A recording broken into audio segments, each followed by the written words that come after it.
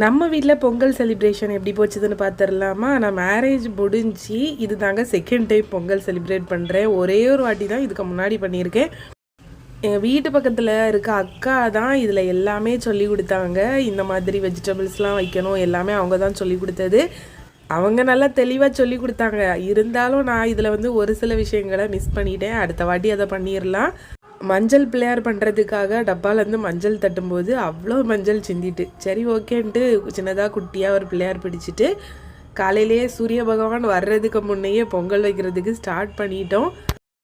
இன்னொன்று என்னென்னா, எனக்கு கோலமும் சுத்தமாக போட தெரியாது. எனக்கு தெரிஞ்சதை வச்சு என்னென்னு எல்லாமோ ட்ரை பண்ணி ஒரு கோலம் போட்டிருந்தேன். அப்படியே பொங்கல் முடிச்சுட்டு முந்திர நாள் மிக்சி ஜாரில் மாவு அரைச்சி வச்சுருந்தேன். இதோட ரெசிபி நிறைய பேர் கேட்டிருந்தீங்க லாஸ்ட்டாக போட்டிருந்த வீடியோவில். ஒன்றுமே இல்லைங்க, ஒரு 2 கப் அரிசி எடுக்கிறீங்கன்னா அதுக்கு 1/2 கப் உளுந்து எடுத்துக்கோங்க. கூடால கொஞ்சமாக ஒரு ஸ்பூன் இல்லை 2 ஸ்பூன் அளவுக்கு ஜவ்வரிசி, அப்புறம் லைட்டாக வெந்தயம். உளுந்து தனியாக ஊற வச்சுக்கோங்க, அரிசி தனியாக ஊற வச்சுக்கோங்க. ரெண்டையுமே போதுமான அளவு தண்ணி சேர்த்து நல்லாவே அரைச்சி எடுத்துக்கோங்க. அரைச்சிட்டு உப்பு சேர்த்து மிக்ஸ் பண்ணி வச்சுருங்க. இன்றைக்கி ஒரு 3 மணி மாதிரி அரைச்சி வச்சிங்கன்னா நாளைக்கு காலையில் உங்களுக்கு ரெடி ஆயிரும்.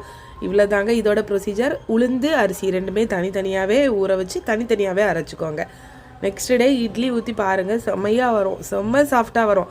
நீங்கள் கிரைண்டரில் பண்ணுறதை விடவுமே ரொம்பவே சாஃப்டாக வருங்க. கண்டிப்பாக நான் சொல்கிறேன். மிக்சி ஜார் ஹீட் ஆனாலும் ப்ராப்ளம் கிடையாது. நம்ம இதில் ஜவ்வரிசி சேர்த்துருக்கனால இது நல்லா ஒயிட் கலரில் சூப்பராக வரும். உளுந்து கிரைண்டரில் அரைக்கும் போது நல்லா செமையாக சாஃப்டாக ஃப்ளஃபியாக வரும். ஆனால் மிக்சியில் அந்த மாதிரி வராது. இருந்தாலுமே நம்ம இட்லி தோசை செம சாஃப்டாக வரும். கண்டிப்பாக ட்ரை பண்ணி பாருங்கள். பாய்.